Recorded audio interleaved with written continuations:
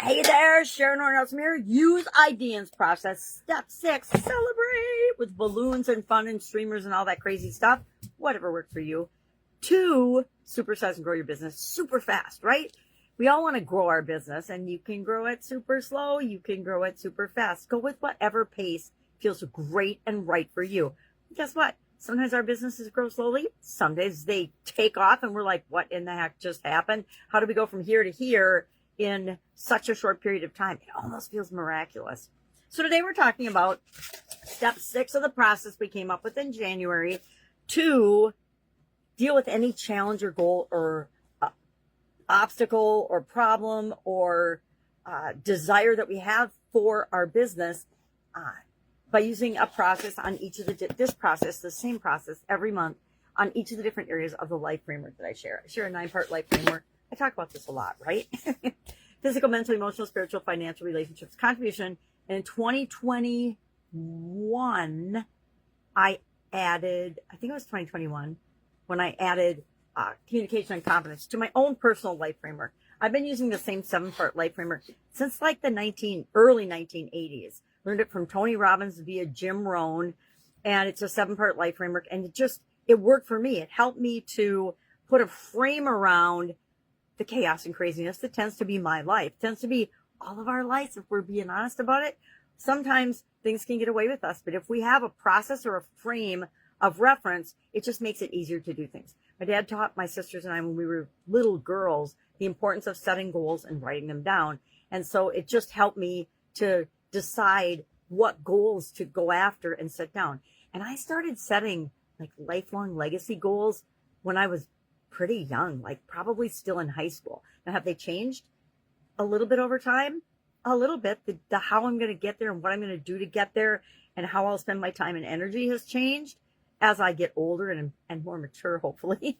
But the essence of who I am and what I want to do and how I want to show up and who I want to be has stayed the same. So today we're talking about step 6 of this process, this amazing process, and that is to celebrate. We need to celebrate our wins. We need to acknowledge when things are going well so that we create more things going well, just like we need to learn the lesson of the things that don't work so we don't make those same mistakes again. So what we want to do is identify when and where and what type of celebrations are we going to have. So many people just skip over this part. They don't acknowledge their wins. They don't celebrate at all.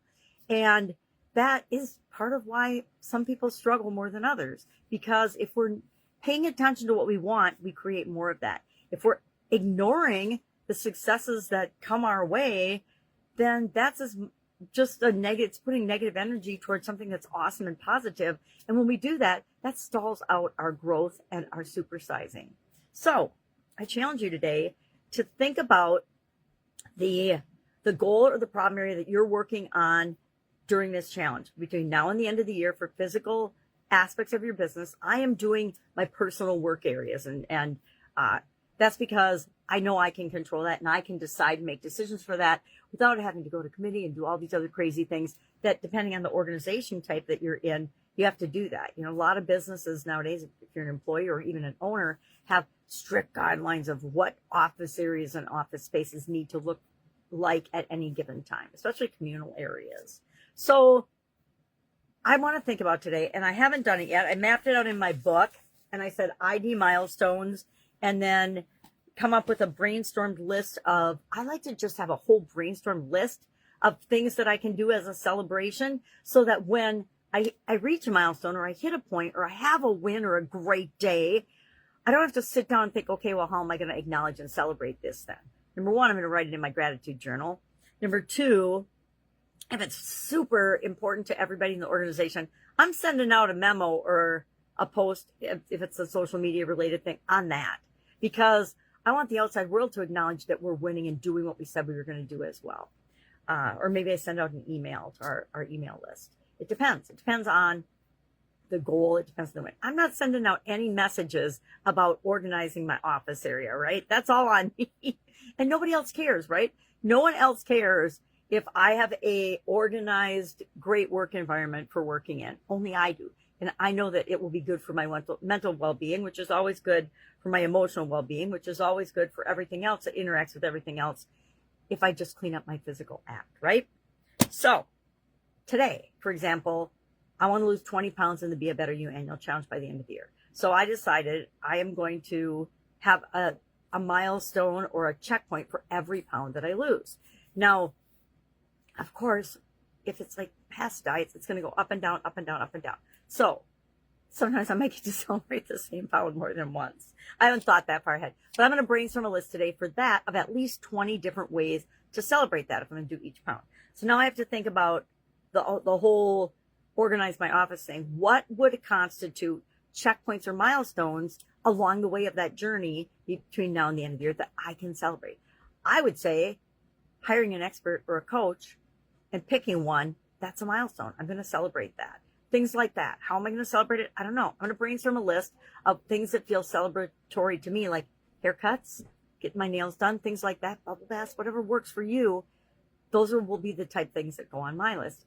I challenge you today to create your own list, your own checkpoint and milestones, so that you hold yourself accountable and you keep moving toward this even after we're done talking about it this month, right? I think that that's the critical thing, is find ways to acknowledge yourself and your efforts and your progress, not necessarily reaching the end goal milestone. I hope that makes sense. If it doesn't, all you have to do is ask me questions. And all I can do is tell you what works for me and what I've done and what people I've worked with have done. And then it's up to you to pick and choose and decide and actually figure out what works best for you, because that's going to be the most powerful thing always going forward, is get to know yourself, what works for you, do more of that, right? All right. Have an amazing day. If I can help you, all you have to do is ask. Otherwise, I will, of course, be with you tomorrow.